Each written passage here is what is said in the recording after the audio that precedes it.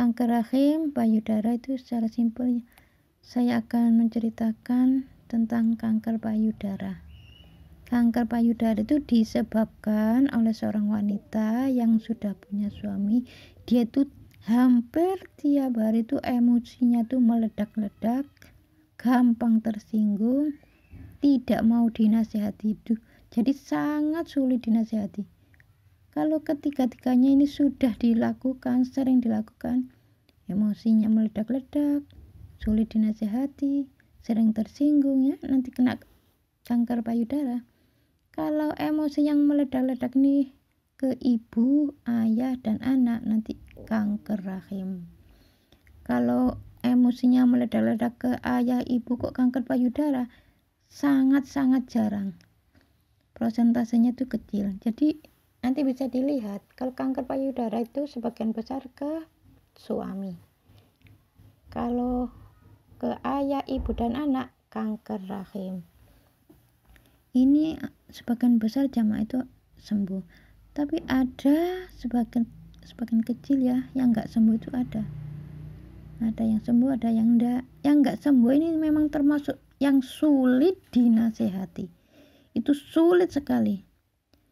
Jadi baru dinasehati itu dia sudah jawab. Dinasehati lagi dia jawab. Langsung menimpali istilahnya itu. Hobinya itu memang marah. Kalau dinasehati itu tidak mau. Ini karakter memang.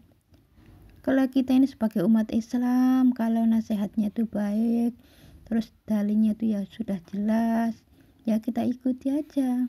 Kita dengarkan, terus kita ikuti, terus mengakui, oh iya saya memang yang bersalah. Terus mohon ampun ya Allah, ampuni dosa-dosaku yang selama ini sering emosi pada suamiku. Jika itu salah dan dosa di hadapanmu ya Allah, ampuni aku. Cuma gitu aja, terus mohon ampun pada Allah, minta maaf pada suami, ya sudah sembuh. Tanpa operasi, ini beneran loh, bukan omong kosong. Makanya bunda, alhamdulillah gak ada kanker rahim, gak ada kanker payudara. Karena sudah tahu ilmunya ini dipraktekkan. Ya mudah-mudahan pemirsa sudah tahu ilmunya gini, praktekkan. Saya tidak menjamin pasti ya, mudah-mudahan tidak terjadi kanker rahim. Karena gak mungkin Allah itu berbuat zalim, saya percaya gitu. Ini emosi yang meledak-ledak tuh setiap hari belum bertobat. Kalau belum bertobat 1 tahun aja sudah kena, apalagi bertahun-tahun. Kalau sudah tobat ya enggak. Kalau saya ini bersalah ya, suami saya tangannya tuh tak pegang, saya mohon maaf, terus suami saya mengangguk gini.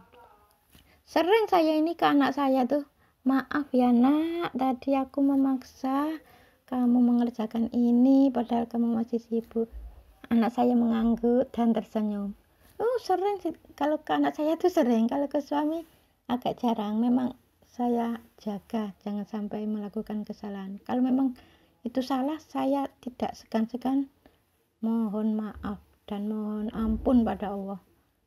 Itu saya lakukan karena saya tahu ilmunya. Kalau begini ini menyebabkan penyakit ini itu diberitahu oleh Allah. Nah, makanya alhamdulillah.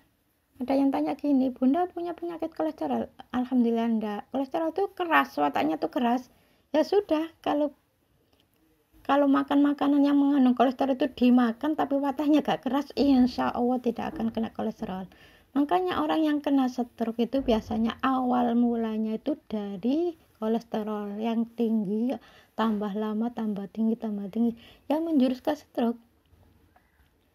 Stroke itu kan awal mulanya orang itu pendiam, diam, gak banyak bicara, mudah tersinggung, cepat emosi. Kalau ada orang ngomong di depan dia padahal gak menyinggung dia, padahal tidak menyindir dia, tapi dia tuh langsung marah, mudah tersinggung memang.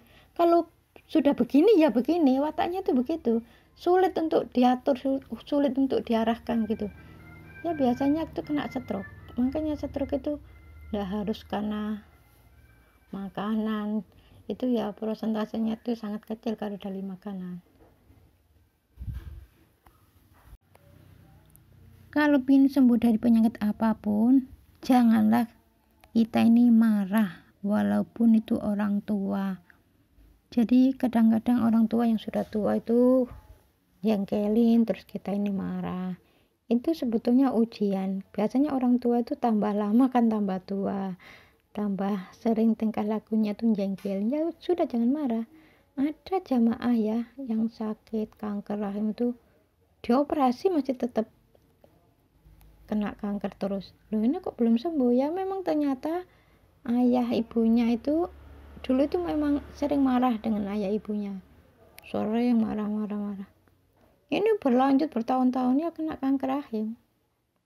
Setelah tahu ilmunya, sampai meneteskan air mata, minta maaf pada ayah ibunya juga memaafkan dia, terus ditambah dia tuh mohon ampun pada Allah, ya sembuh. Operasi yang tadi tuh sudah dioperasi, kambuh lagi, ternyata itu sebagian besar itu penyakit itu dari akhlak. Ayolah, kalau kita pingin sehat, berakhlaklah yang baik. Insya Allah, Allah memberikan kesehatan. Amin. Kalau tulang punggung atau belakang itu sakit, kalau menurut dokter ya katanya ya pengapuran. Kalau analisa dari akhlak yang saya ketahui, biasanya itu tulang punggung itu berhubungan dengan emosional di dalam keluarga, sering jengkel. Kalau hubungannya itu dengan keluarga itu biasanya tuh emosi, jengkel, kaku. Itu menyebabkan tulang punggung itu sakit. Kalau ingin tulang punggungnya itu tidak sakit, ikrar pada Allah, saya mau bertobat ya Allah, saya tidak akan jengkel terhadap keluarga, tidak akan emosi dan tidak akan kaku. Jadi dengan keluarga itu harus luas memang. Kalau kaku, jengkel, emosional menyebabkan sakit tulang punggung.